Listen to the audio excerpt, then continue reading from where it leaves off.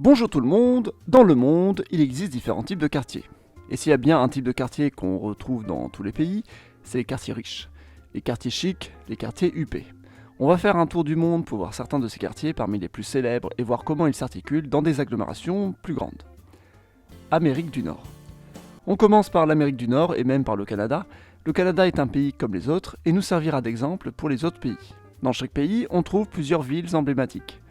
La capitale, ici c'est Ottawa, la métropole économique, ici c'est Toronto, et la grande ville qui bénéficie d'un avantage climatique, ici c'est Vancouver. Parfois, dans certains pays, une seule ville a ces trois caractéristiques. Normalement, on trouve des quartiers chics dans chacune de ces villes pour diverses raisons qui ont fait que des personnes très aisées sont venues y vivre. À Ottawa, par exemple, typique ville capitale, on y trouve le parc Rockcliffe. Ce quartier est purement résidentiel et on peut facilement l'identifier dans les images satellites. On voit que c'est beaucoup plus vert. Ottawa, c'est la capitale du Canada, mais à part être une capitale, la ville n'a pas vraiment d'importance au Canada. Ce n'est pas une grande métropole économique. Voilà pourquoi à Ottawa, l'élite est surtout liée à la sphère politique. Rockcliffe Park est donc un quartier qui abrite surtout des hauts fonctionnaires, des ministres, des députés, des ambassadeurs. On y trouve notamment la résidence officielle du gouverneur du Canada, le Rideau Hall. À Toronto, métropole économique du Canada, on trouve plus de quartiers chics. On y trouve par exemple des quartiers aisés comme Forest Hills, c'est un quartier pavillonnaire aisé, sans être non plus un quartier ultra riche. Au contraire, un peu plus loin, on trouve le Bridle Path, où on trouve des manoirs à plusieurs millions de dollars. On voit bien la différence où chaque demeure a un grand terrain, une grande piscine et un terrain de tennis privé. C'est le quartier le plus riche du Canada. Ce type de quartier est ce qu'on appelle un Millionaire's Mile en Amérique du Nord. On verra d'autres exemples aux États-Unis ensuite. À Vancouver, le quartier le plus chic est le Shaughnessy Heights. Grosse villa et proximité avec le centre-ville, Vancouver est la ville ayant le meilleur climat du Canada. Et je n'ai pas parlé de Montréal, mais ça sera l'occasion de parler des quartiers riches, ethniques. En effet, certaines ethnies sont plus riches que d'autres, et à Montréal, c'est assez flagrant. La municipalité du Westmount, encerclée par la municipalité de Montréal, est la municipalité la plus aisée du Québec. Plus de la moitié de la population a l'anglais comme langue maternelle, alors qu'à Montréal, c'est le français. On voit que l'anglais reste une langue de l'élite, et c'était encore plus flagrant par le passé, avant la Révolution tranquille dans les années 60. Cette révolution a permis une meilleure reconnaissance de la langue française au Québec et a fait fuir de nombreux anglo-saxons de Montréal, faisant perdre son prestige de métropole économique du Canada à Montréal. Bref, je me suis bien concentré sur le Canada, dites-vous que ça sera similaire dans un peu tous les pays. Allons aux États-Unis où nous trouvons des quartiers très célèbres. Les États-Unis ont la même répartition des quartiers riches, comme on a pu le voir au Canada. À Los Angeles, on a de nombreux quartiers chics, car c'est la deuxième métropole du pays et elle dispose d'un très bon climat. Certains sont très célèbres.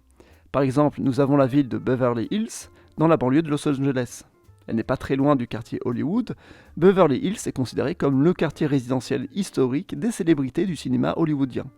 Rodeo Drive est la rue commerçante la plus chère de la ville et une des plus chères au monde.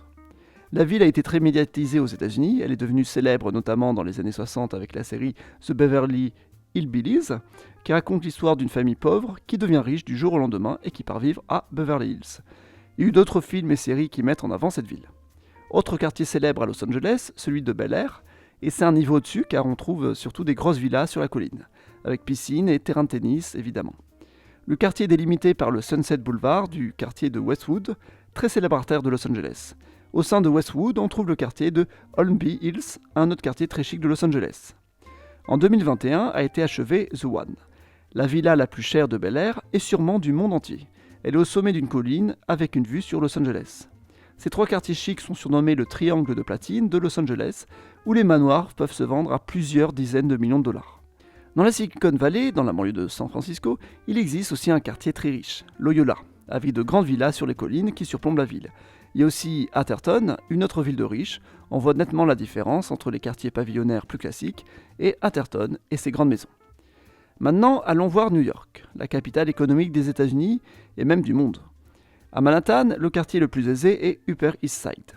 Il n'y a plus du tout de villas, le quartier étant tellement dense.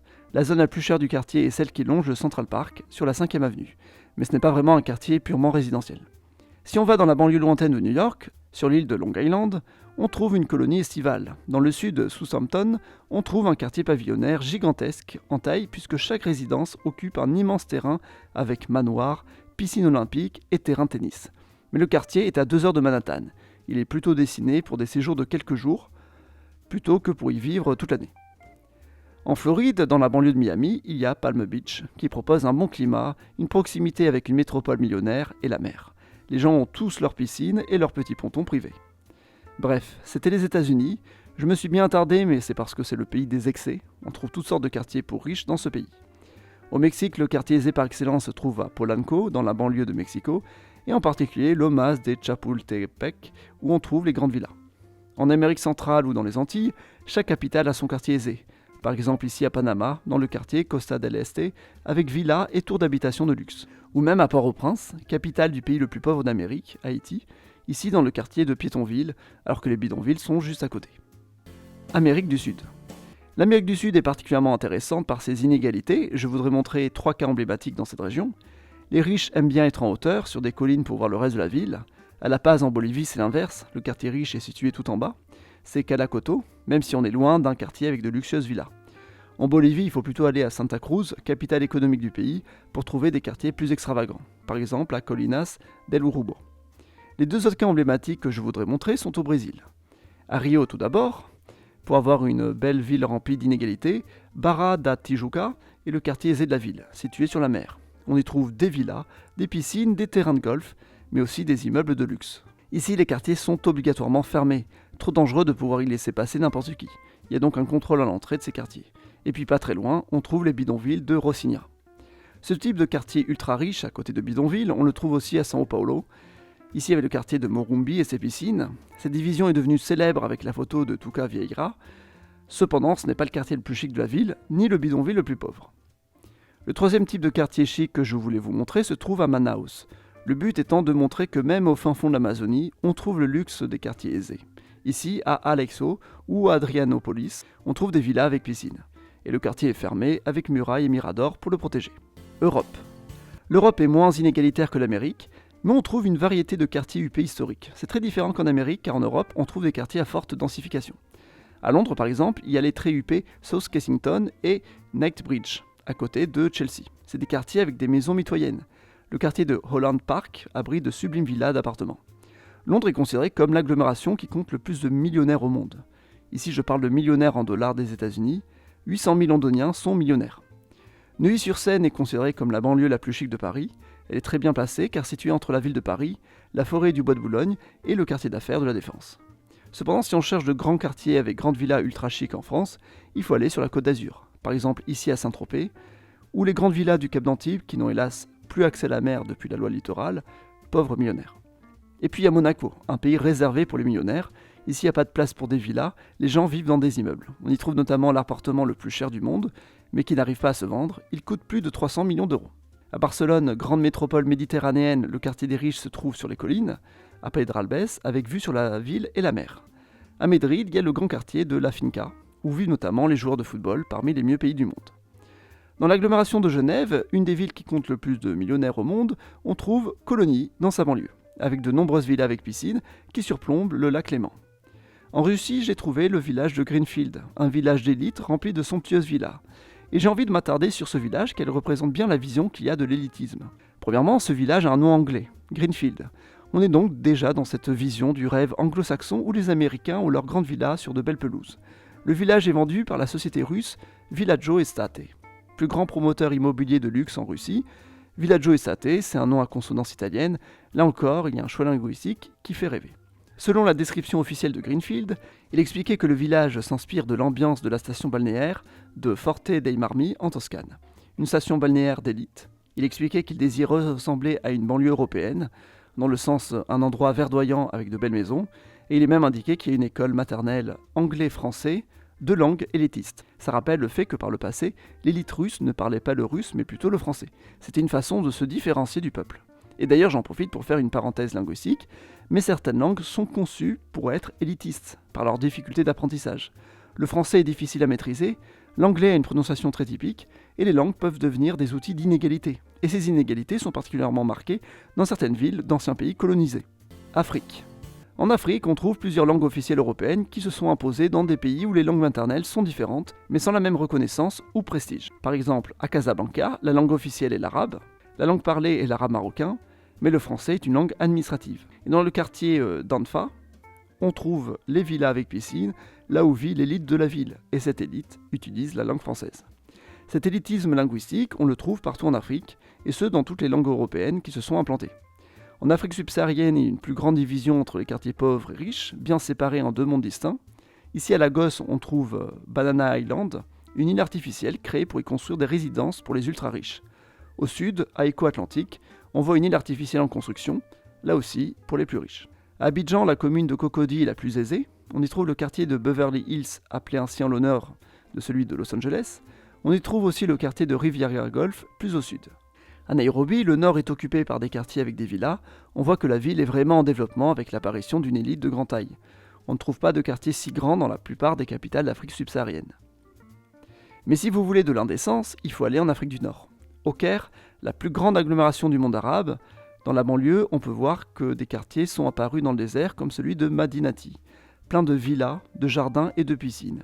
Et ce, dans le désert. Ici, il y a un réel but politique, celui de construire une ville élitiste pour faire décaler l'agglomération du Caire vers l'est plutôt que vers l'ouest. Mais le pays le plus célèbre pour les inégalités reste l'Afrique du Sud. Dans la banlieue nord de Johannesburg, on trouve Sandton, considérée comme la ville avec le plus de richesse par habitant d'Afrique. C'est un quartier blanc construit à la fin de l'époque de l'apartheid, à l'époque où les blancs fuyaient le centre-ville de Johannesburg. Ce dernier est devenu marginalisé. La langue anglaise domine le quartier aussi, alors que ce n'est pas la langue principale des blancs d'Afrique du Sud, d'habitude ils parlent plutôt l'afrikaans, ce qui signifie que c'est un quartier peuplé surtout par des anglo-sud-africains, l'élite du pays. Sans être des quartiers ultra riches, on trouve des quartiers aisés à Soweto, qui est un ghetto noir à l'origine. Ce sont des populations noires d'Afrique du Sud, devenues riches après la fin de l'apartheid, qui se sont installées là. Asie. En Inde, pour trouver le quartier le plus chic du pays, il faut aller à Delhi. On voit les villas, les belles routes, les jardins, les piscines parfois. En Chine, je vais me concentrer sur Hong Kong, une des villes avec le prix au mètre carré le plus cher au monde. Sur les collines qui surplombent la ville insulaire, on trouve quelques résidences de luxe. Il faut être très riche pour vivre avec une vue pareille. À Singapour, cité-État où l'espace est limité, c'est au milieu de l'île qu'on trouve un coin de verdure avec des villas. Et bien sûr, à Dubaï, on trouve la palme Jumeirah, l'endroit le plus cher pour habiter au Moyen-Orient. De manière générale, dans le Golfe, entre le pétrole, la fiscalité et les affaires, les grandes villes sont toujours conçues pour attirer une élite. Comme ici à Doha, où il y a encore une île artificielle pour y placer des villas qui disposent d'une plage privée. Océanie. L'Australie et la Nouvelle-Zélande, c'est juste des copies des États-Unis dans l'hémisphère sud, je ne vais donc pas en parler. Conclusion. Eh bien, on a vu différents types de quartiers, des quartiers denses dans les grandes villes européennes, des quartiers avec des villas dans d'autres pays, des endroits extravagants, indécents et insolents. Les quartiers riches ne sont pas représentatifs de la santé économique d'un pays, mais ils symbolisent quand même une réussite dans certains domaines. En Égypte, par exemple, on a vu de grands quartiers ultra riches, alors que dans les capitales d'Afrique subsaharienne, ils sont beaucoup moins visibles dans les images satellites. Il y a donc une moins grande élite qu'en Égypte. En même temps, ces quartiers très luxueux sont le symbole d'une planification soit trop libérale, soit trop décomplexée. À Dubaï, on comprend vite que le problème n'est pas juste l'inégalité sociale, mais le fait que le gouvernement puisse autoriser sans problème la construction d'une île artificielle juste pour y installer de grosses villas pour les riches de la ville. C'est donc le fait de voir qu'on autorise sans problème ces immenses quartiers luxueux indécents, avec de grosses villas qui est un problème, qui est à ce point une libéralisation de l'urbanisme au point de créer des villages privés. En tout cas, merci d'avoir vu cette vidéo. Si elle vous a plu et que vous voulez soutenir la chaîne, il suffit de mettre un pouce bleu et de s'abonner. Merci beaucoup et à la prochaine.